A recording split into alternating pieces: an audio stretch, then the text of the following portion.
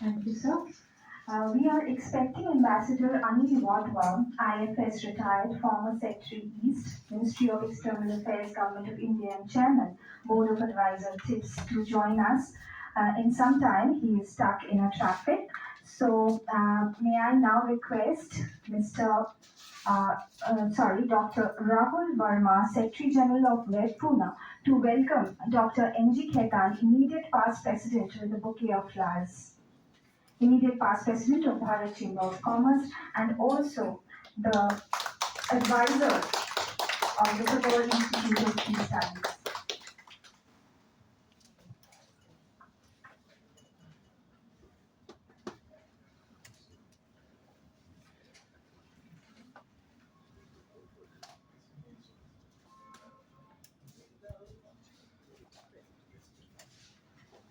I would also request Dr. Verma to kindly present a bouquet of flowers to Sri Naresh Pachisia, President of Bharat Chamber of Commerce.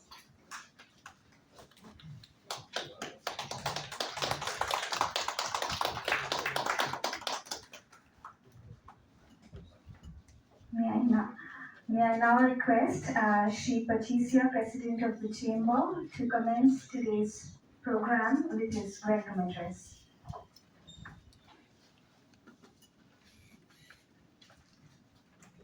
Shri Anil Swarup, Dr. N.G. Khetan, Shri Sitaram Sharma, esteemed guests, ladies and gentlemen, Namaskar, and a very warm welcome to each one of you.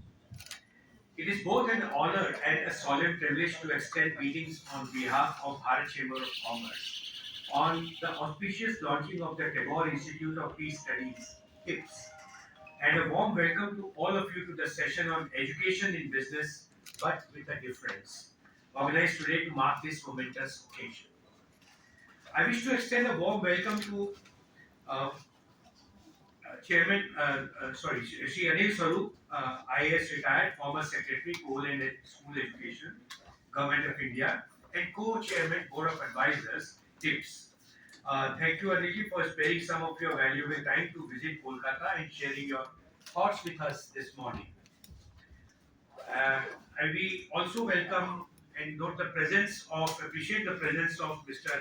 Maxim Kozlov, Consul General of the Russian Federation in Kolkata. Thank you for being with us this morning. At a time when the world is witnessing increasingly complex geopolitical tensions, civic conflicts, and ecological crises, the call for peace cannot remain a footnote.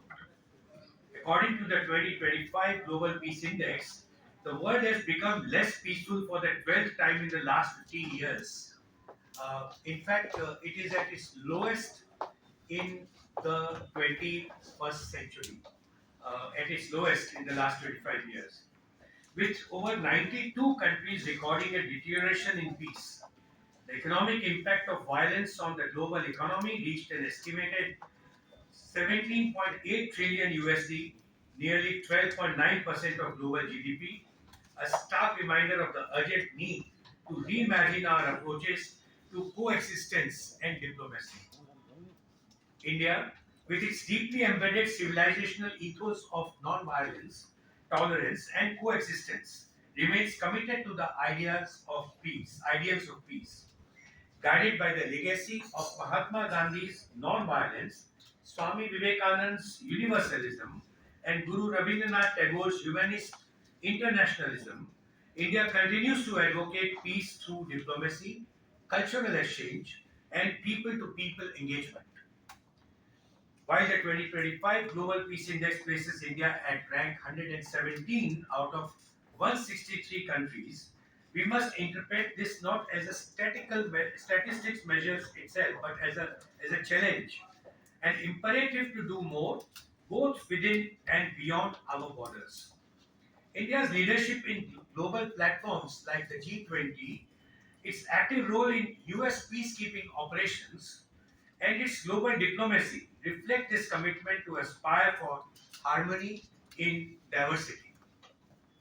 The establishment of the Tagore Institute of Peace Studies is therefore not merely symbolic, it is a step towards action, towards nurturing scholarship, and youth leadership in the arena of peace building, drawing from the timeless humanism of Gurudev Rabindranath Tagore himself. He envisioned a world where nationalism would not become a source of conflict but a confluence of cultures. As we gather in the spirit of hope, let us remember the words of Tagore, and I quote: peace is not the mere absence of war, it is the presence of justice, of law, of order, in short, of government. Unquote. These words resonate even more deeply today when global conflicts often mask deeper failures of inclusion, governance, and empathy. In this context, the Tagore Institute of Peace Studies stands at a unique intersection of education, ethics, and enterprise. In an era of rapid global change, when knowledge has become currency and institutions are increasingly driven by market forces, it is essential to pause and ask what truly differentiates education from other industries. Unlike traditional industries, education deals not in commodities but in conscience, not in consumption but in character. It transforms not just economies but it entire generations. And for this very reason, its responsibilities are higher, its stakes greater. The National Education Policy 2020 envisions a holistic, learner centric system that blends tradition with modernity, values, and vocation. But to realize this vision, we need institutions and enterprises that see education not as a service to sell, but as a legacy to build. And perhaps most importantly, it must strive not only to teach success, but to teach peace as well. India's education landscape has undergone a significant shift in the last decade, with EdTech playing a crucial role in redefining how students learn, teachers teach, and knowledge is consumed. I must add here that universities, colleges, and institutes are our members. Quality education with significant exposure to new technologies is important. In this regard, I would like to emphasize that if we compare 2012 with 2022, enrollments have increased from 2.7 lakh to 16.2 lakhs in state private universities. This 497% rise is supporting the demand for education, infrastructure, faculty, and research to ensure access to quality education.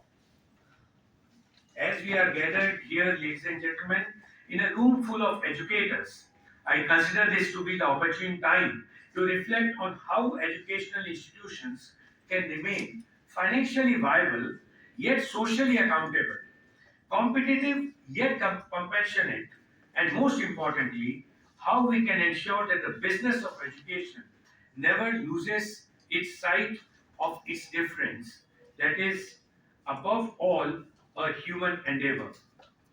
Let this institute embody both the urgency of now and the wisdom of enduring patience to explore, educate, and engage with the many dimensions of peace, from policy to pedagogy, from grassroots to global stages. Thank you, ladies and gentlemen.